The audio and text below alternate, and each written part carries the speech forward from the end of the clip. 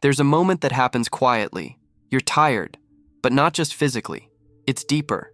You've read the books, repeated the affirmations, visualized until your mind hurt, and yet something feels blocked. You can sense that a greater energy lives beneath your surface, like a river under frozen glass, but you can't seem to reach it. Here's the paradox. The more you try to unlock it, the more it resists. Because the door you keep knocking on isn't locked. It's vibrating at a different frequency. Quantum coherence is not about thinking positive. It's about tuning your entire system, mind, body, and emotion, into the same wavelength. When they oscillate together, energy that once scattered through anxiety, self-doubt, and effort becomes precise, concentrated, and alive. Think of a tuning fork. Alone, it hums softly.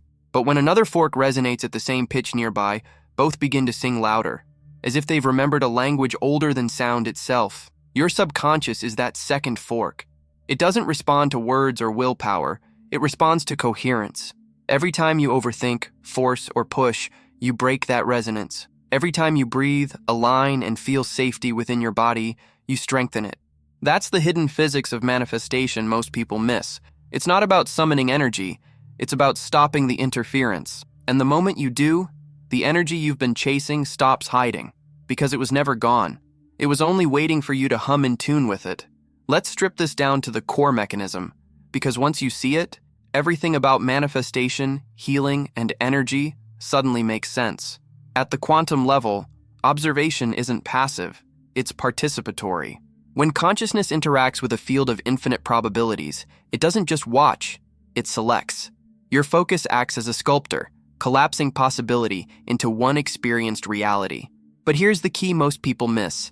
It's not just the mind's observation that shapes the field, it's the state of the observer, your coherence. Imagine that tuning fork again. One fork is your conscious intent, the thought, the affirmation, the vision board. The other is your subconscious, the dense field of emotional memories, body signals, and learned safety patterns. When these two forks are misaligned, they produce noise instead of resonance.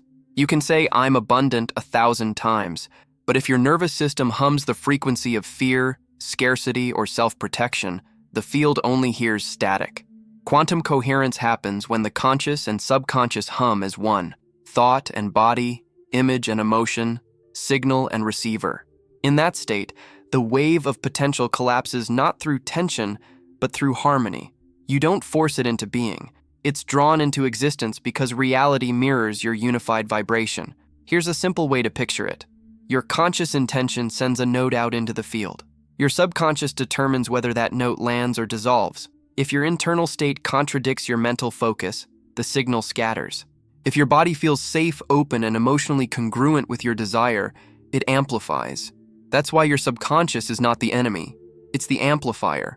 But it will only amplify what matches the signal of safety. Coherence is the language of safety, the proof to your deeper self that it's finally allowed to release stored energy. When you find that resonance, energy that once felt locked begins to flood your system. Clarity, motivation, synchronicities, creativity. You're not manifesting it, you're transmitting it. And that's why most people never unlock their hidden energy. They're trying to command it, not tune it. Because here's the paradox we'll uncover next. The biggest myth about raising your vibration has nothing to do with thinking higher.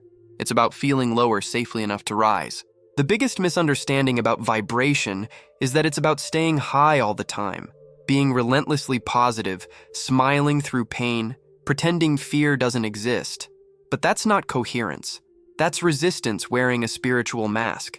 Coherence isn't about escaping your lower frequencies. It's about integrating them. Because the moment you try to suppress fear, grief, or anger, your body divides against itself. One part says, "I'm safe," while another part whispers, "You're lying." That split is the real energy drain, not the emotion itself. Let me show you. Picture this. It's late at night. You're waiting for a text that hasn't come. You tell yourself, "I'm calm, I'm detached." You even breathe deeply, light some incense, maybe repeat a mantra or two. But underneath, your stomach tightens. Your heartbeat subtly accelerates. You're rehearsing calm while your body hums with uncertainty. That's what incoherence feels like. The conscious fork hums one note, "I'm fine." The subconscious fork vibrates another, "I'm not safe." The field around you, the quantum mirror, can only reflect the true tone, the body's tone. Here's the truth no one tells you. Coherence begins when you stop fighting what you feel. When you say, yes, I feel tense. Yes, part of me wants control. But I can hold that feeling without collapsing. That's integration. That's when your subconscious starts to trust you again, because it's no longer being gaslit by your affirmations. In quantum terms, you're bringing discordant waves back into phase. In human terms, you're telling your body, you belong in my frequency too. And when every part of you, light and shadow, is allowed to exist within the same vibration of acceptance, that's when the tuning fork finally steadies. The myth was never about keeping your vibration high. It was about keeping it honest. And ironically, once honesty enters the field, your energy naturally rises, not because you forced it upward, but because resistance finally released. This is where coherence starts to translate from concept into felt reality. But there's one missing piece that decides whether your energy flow lasts or collapses: the state of your nervous system. Because without that, even the clearest intention gets scrambled. And that's exactly where we go next, into the gateway that decides if your signal ever reaches the field. Let's get real. You can't fake coherence. Your body knows the truth long before your mind admits it, and your nervous system is the gatekeeper. It decides whether your energy flows outward as magnetism or inward as defense. Every desire you have, love, freedom, expansion, creativity, requires your body to feel safe enough to receive it. If your system is running on survival mode, even the highest frequency thoughts can't pass through. They hit the wall of protection your body built years ago when safety meant shrinking. So coherence starts here, not in thought, but in physiology. When your heart and brain enter rhythm, a synchronized oscillation, they broadcast a unified field. The HeartMath Institute calls this heart-brain coherence. In simple terms, your emotional tone regulates your electrical field. And the field around you, the quantum environment, mirrors that tone instantly. Let's feel it right now. Take a slow breath in through your nose. Let it rise from the belly, expanding your ribs. Exhale through your mouth with a small sigh, letting your shoulders drop. Now, gently bring your attention to your chest. Imagine breathing through your heart, as if each inhale is polishing the inside of your chest with calm, golden light. With each breath, think of someone or something that makes you feel safe, not excited, not ecstatic, just quietly okay. Notice how the edges of your thoughts soften. That's coherence beginning. Your heart's rhythm slows, your brain waves synchronize, and the tuning fork of your body starts humming clearly again. This state is not a mental trick, it's measurable.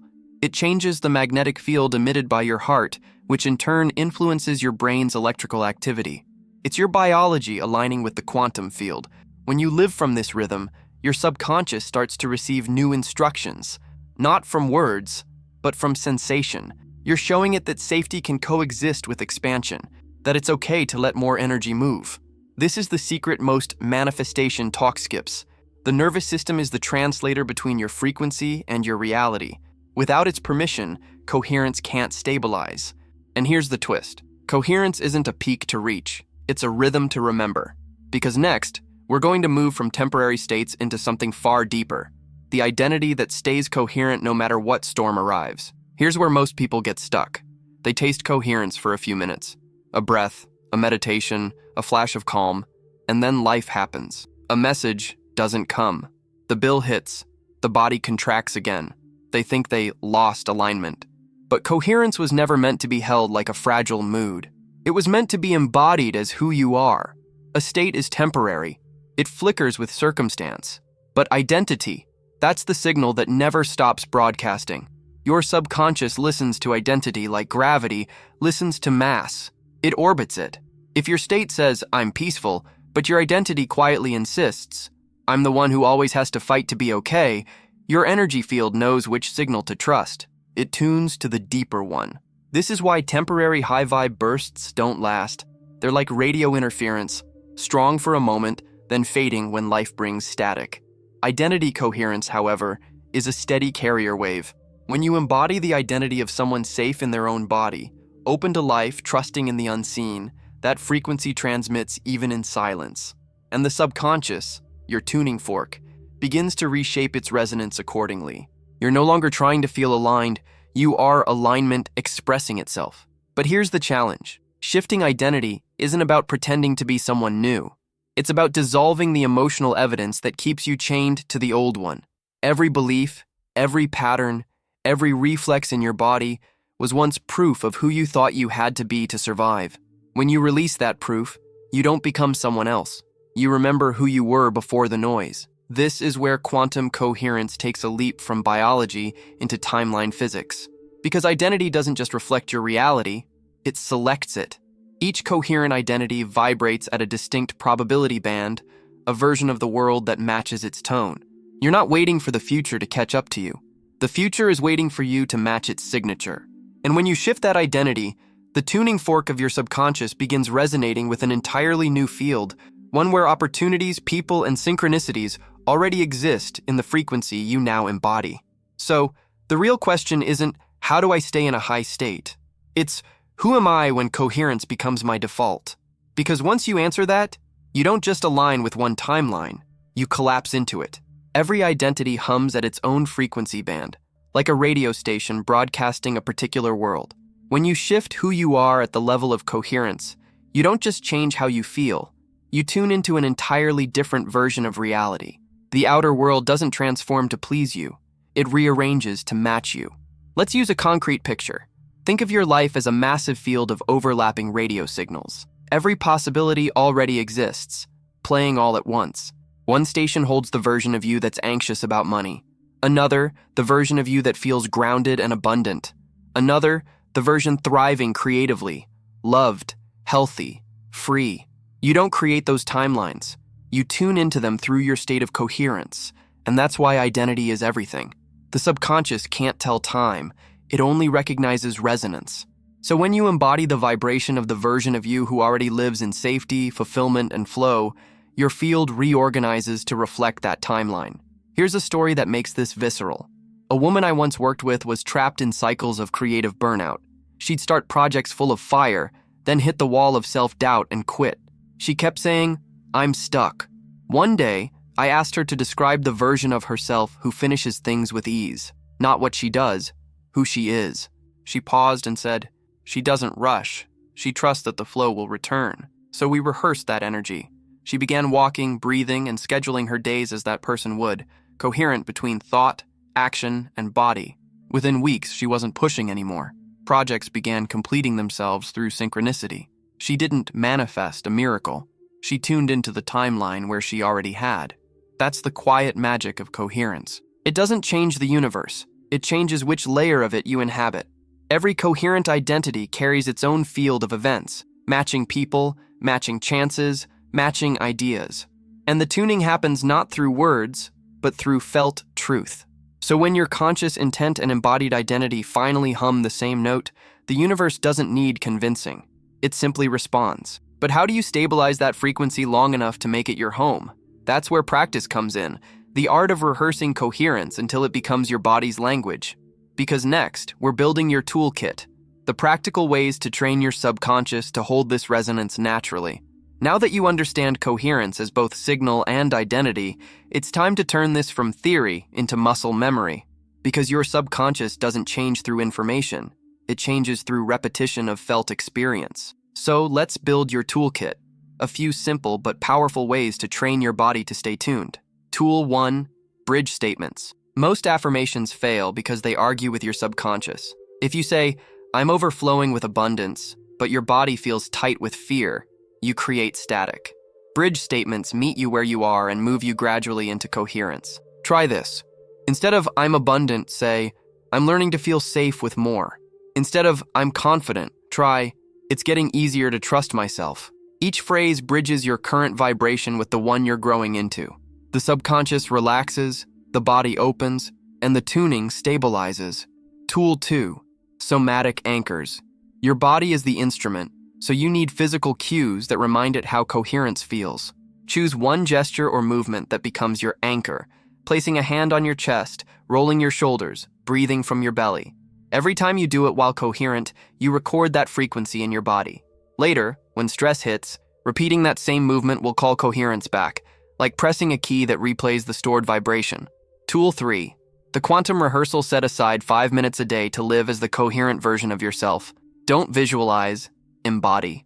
Walk as they would walk. Breathe as they breathe. Feel their pace, their rhythm, their certainty. This isn't pretending, it's frequency conditioning. Your subconscious learns through repetition of sensory reality, not imagination alone. Tool 4. Emotional synchronization. Each night, recall one moment you felt genuine alignment that day, even a few seconds. Relive it in your body until you feel the same rhythm in your heart and breath. That anchors coherence into long-term memory. You're not trying to control your energy. You're teaching your system what harmony feels like so it can return there on its own. And remember, coherence doesn't come from force. It comes from frequency. Have you noticed that the moment you stop gripping, what you wanted finally shows up? Tell me your story in the comments. It might unlock someone else's leap. Because next, we'll face what interrupts this rhythm most. The inner sabotage, the urgency, the split signals that scramble your field. Even after we learn to find coherence, there are 3 patterns that quietly pull us out of tune: urgency, split signals, and over-control. These are not flaws. They're survival strategies that once protected you. But in the quantum field, they scramble your frequency like interference on the line. Urgency is the first trap. It feels like focus, but it's actually contraction. When you're trying to make something happen now, you narrow your signal to the frequency of lack. The subconscious reads urgency as danger. Something is missing. And because the field mirrors what's most emotionally charged, it reflects back more situations that reinforce that feeling. The antidote? Replace speed with depth. Slow down your breath. Let the body feel time expand. When you're no longer racing, energy can finally move. Split signals are subtler. This is when one part of you says, "I want change," while another whispers, "But what if it's not safe?" You send mixed frequencies, one of desire, one of fear, and the field mirrors the static. To unify, you don't force alignment, you negotiate it. Ask the fearful part what it needs to feel safe with the new reality. Maybe it wants reassurance, or boundaries, or time. When you give it that, coherence returns naturally. Over-control is the most seductive trap. It disguises itself as spiritual discipline, endless visualization, or doing it right. But true coherence can't be micromanaged. The need to control is the opposite of resonance. It tells your body, "I don't trust the field." And the field, which always reflects, can only echo that doubt. The medicine here is surrender, but not as passivity. It's active participation without resistance. The willingness to let energy express itself through you, not because of you. These 3 patterns, urgency, split signals, and control, all share one emotional root: fear of not being safe without effort. But when you meet that fear with breath, awareness, and compassion, it stops distorting your frequency. The tuning fork steadies again. And here's the beauty. Every time you catch yourself in one of these patterns and soften instead of tightening, your body learns that coherence is stronger than fear. That's when energy begins to flow consistently, not in bursts, but as a quiet current under everything you do. Yet coherence isn't just for your meditations or inner work. The real transformation happens when it shows up in motion, in how you eat, walk, speak, and connect. Because the next step is where your frequency becomes a lifestyle. Coherence isn't something you visit during meditation. It's a way of being in motion. The real test isn't how centered you feel in silence. It's how coherent you remain in the noise of daily life. Because your field doesn't turn off when you leave your mat. It keeps broadcasting through every breath, every gesture, every word. So how does coherence look when it walks through the world? It looks like slowing your step just enough to feel your feet land. Each footfall becomes a signal. I am here. I am supported. It looks like choosing your words as if each one carries charge, because it does. Speech isn't sound, it's vibration. When your words emerge from coherence, they transmit calm to everyone around you. Conversations soften, tension diffuses. It looks like eating with presence, noticing texture, taste, color, because digestion isn't just biological, it's energetic. When you eat in harmony, your body receives nourishment as information of safety. The field mirrors that, amplifying health and renewal.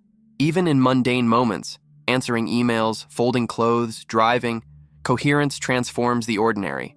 The moment your awareness returns to your breath, your system realigns. That realignment radiates outward. People sense it before they understand it. They relax around you, not knowing why. This is how coherence multiplies. It's contagious, not in a mystical sense, but through resonance. Heart rhythms synchronize in proximity. Nervous systems mirror calm, Reality organizes itself around the most stable vibration in the room. But this integration also reveals a deeper question. What happens when your coherence begins affecting more than just your personal reality? When your field, harmonized and steady, starts influencing collective ones, relationships, creative groups, even environments? Because coherence doesn't stop with you. It's a universal pattern, the geometry through which consciousness self-organizes. The more consistent your vibration, the wider its reach. And the moment that reach extends beyond your individual life, something extraordinary begins to unfold. The personal merges with the collective. Intention becomes service. Which brings us to the next leap, not about manifestation, but about expansion. About how this same internal frequency begins reshaping your relationships, creativity, health, and purpose. Once coherence becomes embodied, it doesn't stay contained. It radiates into every area of your life, like a quiet frequency that reorganizes everything it touches. Because coherence isn't personal energy management, it's how consciousness harmonizes itself through you. Let's start with relationships. When you're coherent, you stop trying to extract safety from other people. You become the source of it. Arguments dissolve faster because your nervous system no longer mirrors their chaos. Instead of reacting to their tone, you stay tuned to your own. And that frequency acts as an invisible stabilizer. Your coherence gives others permission to find theirs. Then comes creativity. You stop pushing inspiration like it's a deadline. Ideas start landing in the stillness between breaths. Coherence opens the channel where intuition flows, not through effort, but through resonance. You become a receiver, not a producer. Let's ground this with a real-world scene. Imagine an athlete standing in the tunnel before the game, the crowd roaring, adrenaline rising. Normally, he'd fight the nerves, try to psych himself up, but this time, he centers his breath. Heart and mind synchronize. The noise fades into rhythm. In that moment, his body becomes a field of pure coherence. What happens next isn't performance, it's flow. Movements seem to happen by themselves. The body responds faster than thought. That's coherence in motion. Biology and consciousness dancing as one wave. Now extend that to health. Coherence alters physiology, not by miracle, but by information. Cells, like tuning forks, resonate to the field you emit. When your emotional tone shifts from tension to trust, inflammation drops, repair accelerates, and energy stabilizes. You're no longer managing symptoms. You're adjusting the signal that instructs the body's intelligence. And in purpose, the domain of calling and contribution, coherence turns ambition into alignment. You stop chasing meaning and start transmitting it. The right projects, people, and timing begin to appear naturally, drawn to your signal.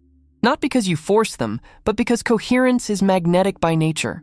What's emerging here isn't just self-improvement, it's self-harmonization with the larger field. Every act, every breath, every connection becomes a node in a greater pattern, one intelligence flowing through many instruments. But that raises the ultimate question. If coherence can organize the outer world, what does it mean for your relationship to the source itself? The intelligence behind the field? Because the final leap isn't about manifestation at all. It's about remembering what's been vibrating beneath it the entire time. At some point, coherence stops feeling like something you do. It starts feeling like something moving through you. The shift is subtle but profound. You realize the intelligence guiding coherence isn't coming from your thoughts. It's ancient, vast, and intimately familiar. When the tuning fork of your being vibrates clearly enough, it begins syncing with a greater rhythm, the underlying hum of consciousness itself. Some call it God, Source, the unified field, love. Science calls it the zero-point field, the vacuum potential, the substrate of reality. But words don't touch what it feels like. It's less of a concept and more of a recognition. You're not separate from the field you've been trying to influence. You are the field expressing as a person. This is the paradox coherence reveals. Surrender isn't weakness. It's the gateway to limitless energy. The more you release the illusion of control, the more power moves through you, cleanly, efficiently, without distortion. You stop being a generator and become a conductor. Imagine the entire universe as a symphony. When you live in incoherence, you're playing slightly out of tune, straining to be heard, forcing your melody. But the moment you surrender to coherence, you fall back into the music. Every choice, every meeting, every coincidence lines up with effortless precision. This surrender isn't passive. It's deeply active but free of friction. You're no longer pushing against life, you're dancing with it. And that's the essence of quantum coherence, participation without resistance. It's also where the deepest healing happens. Because coherence reconnects you to the intelligence that built you. The same force that turns light into form, that spins galaxies, that regenerates cells, begins to move unblocked through your system. You sense it not as an external blessing, but as the natural state you forgot you were made of. And here's the revelation. The hidden energy you've been trying to unlock was never out there. It's the same universal current that animates stars, condensed inside you, waiting for the signal of safety, alignment, and surrender to release it. When you reach this state, reality stops being a mirror of effort and becomes a mirror of being. You don't manifest through striving. Reality sings back your coherence. And that leads us to the final step, where all the metaphors merge into one image that will stay with you long after this video ends. Everything we've explored leads to one image, the tuning fork. That simple piece of metal has no words, no effort, no ambition. It doesn't force sound. It allows vibration. Strike it once, and its whole structure sings in unity. Every molecule moves as one, no resistance, no delay. That's what quantum coherence feels like inside you. When your mind, emotions, and body hum in that kind of agreement, the field around you doesn't need convincing. It responds instantly. Because reality isn't reacting to your wishes, it's resonating with your tone. You start to see it everywhere. The right person calls, the opportunity appears, your timing sharpens, and it's not because you earned alignment, it's because you stopped fighting it. This is the real unlocking of hidden energy. The moment you stop treating your subconscious like a problem to fix and start treating it like a partner to harmonize with. Your subconscious is the amplifier, not the obstacle. When you feed it coherence, breath by breath, choice by choice, it sends that signal into the quantum field like a steady pulse of light. And from that point, manifestation stops feeling like a chase. It becomes a rhythm. You begin living from an energy that's no longer conditional on outcome. You move, speak, and create from resonance, not force. So if you've felt the tug of that hidden current inside you, that quiet knowing that more life is available, let this be your reminder. You were never disconnected. You were just out of tune. Take a breath. Feel your chest expand. You're already humming again. Have you noticed that when you finally stop trying to control your frequency, life itself starts harmonizing with you? Tell me below, when was the moment you first felt that shift? Because maybe your story is the exact vibration someone else needs to remember their own power.